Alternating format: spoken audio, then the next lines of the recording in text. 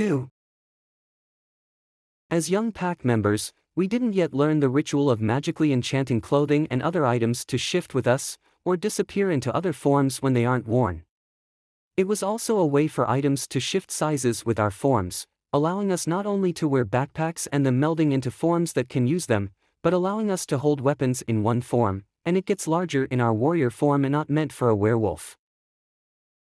A claymore is a large two-handed sword for a human, but if the handle grew in size, it was a large sword in the claws of a werewolf trying to use it. Armor used to be leather and metal and has become made in different materials by humans, but before our skin could be hardened with spiritual abilities, we would need to wear something tougher that increased or decreased in size fitting our bodies before we got into nasty fights. Days after our recent chase exercise, we ran on the track.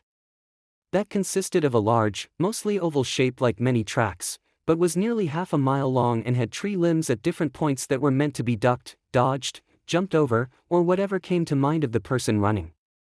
As I walked again pacing myself before a short jog since I had trouble breathing that day, I heard Brownface from far ahead. "What, still can't keep up with us, Runt?" Chuckles belted out from both Brownface and Tree Shredder. The young pack members were far ahead, and none of us ever kept up with Fox.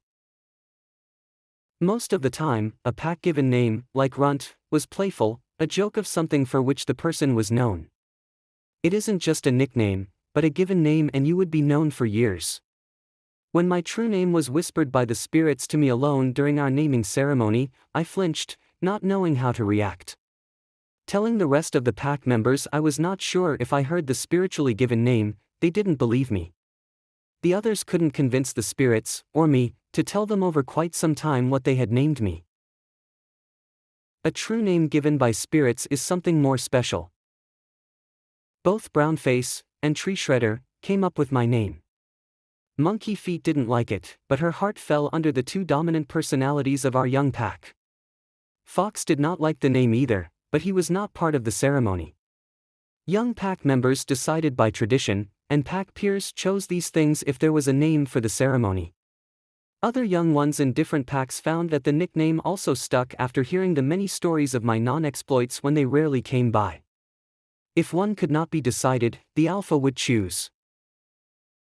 There was silent betting that my given name was worse than Runt. B, F and T, S thought of worse names that the spirit must have given me and thought it would be fun to bring them up. Brownface was heard from nearly 100 yards away. "We are going to lap you again, Shrimp, better hurry up."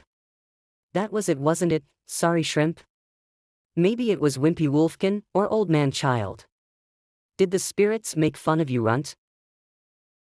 Fox had added in an incentive to try to get me to speed up or keep up with the rest of them, by making anyone who was lapped by another, do another chore for the week, but it only ended in ridicule when I had trouble breathing and collapsed on the side of the track. Fox rushed over when he saw me fall between the trees, but I could still breathe. Fox stopped until he heard me say he could go ahead. Brownface mocked me again. "Ah, look who had to stop. Alpha has to make special rules because the baby can't jog." "Boo-hoo." T.S. chuckled, and pushed B.F. to keep going.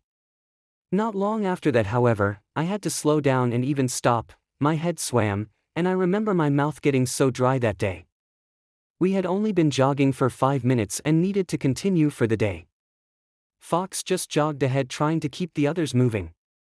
Being a werewolf, I would eventually heal and continue, did every time, but it didn't stop the looks as the others lapped me again. T.S. said not too quietly. "Maybe we can lap Alpha too, when he stops again, then he'll need to do a chore this week." B.F. had a hearty laugh thinking that it was hilarious, and he continued down the track. Fox tried to ignore them, but his inner wolf forced him to compete and train, like it did for the rest of us. I heard Fox's inner wolf after he stopped again, and his eyes darted from me to the rest of them. In his mind, he must have thought, "This boy isn't my responsibility, the whole pack is, and if Runt needed to be in the pack, the rest of us need to be stronger to make up for his weakness." Fox shot up quickly and ran, the others couldn't possibly keep up, as his feet made dents in the hard-packed ground. The teasing continued as BF ran by again. I was back on my feet trying to walk quickly, but he pushed me to the side, knocking me off my feet. I fell off of the track, twisted my ankle, and braced my fall with my hands on an uneven rock, unluckily laying on the ground, hurting my wrists. The teasing was usual, but sometimes it got out of hand. Fox was not our dad or older brother of the pack, and he rarely interfered anymore. He used to, but he kept on trying to help me speak up for myself.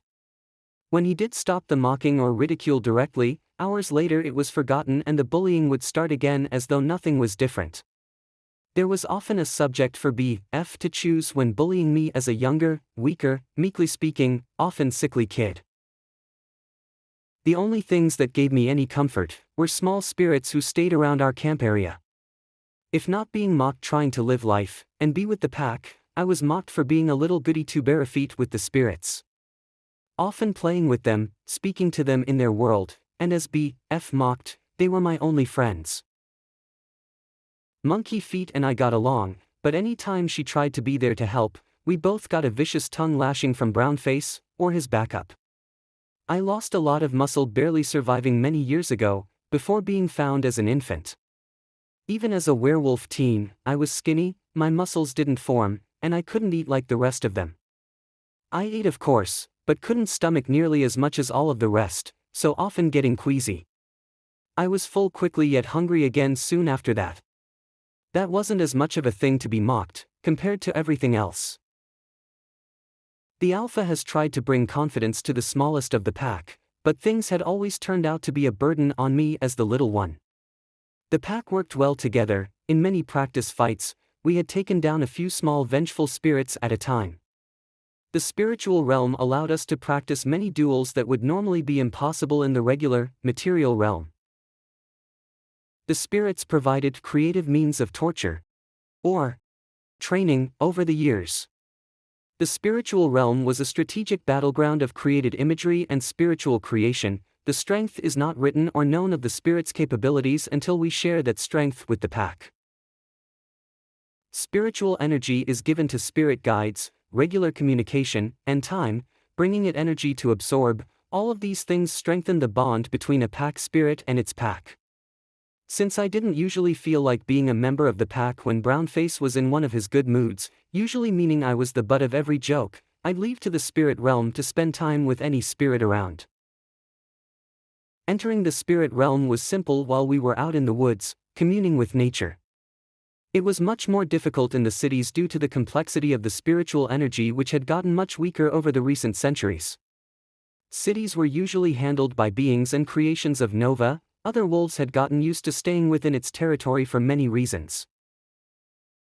Werewolves rarely lived in cities, but some still did, along with many city-infused humans who were thought of as creations of Nova along with buildings, streets, lights, and electricity. Wolves would either try to thrive in it to help wolves that lived there, or to help those who found their way into a city, to do the usual work for Gaia. The werewolves considered themselves among the same beings as the people of the nation. I grew up there all of those years, and wondered about cities, but all of the things said of them made me think of different possibilities. Talking to spirits over many years, I wondered why cities were supposedly harder to travel into or back out of the spirit realm. Was that by the design of Nova? Did the spirit representation of innovation force this difference?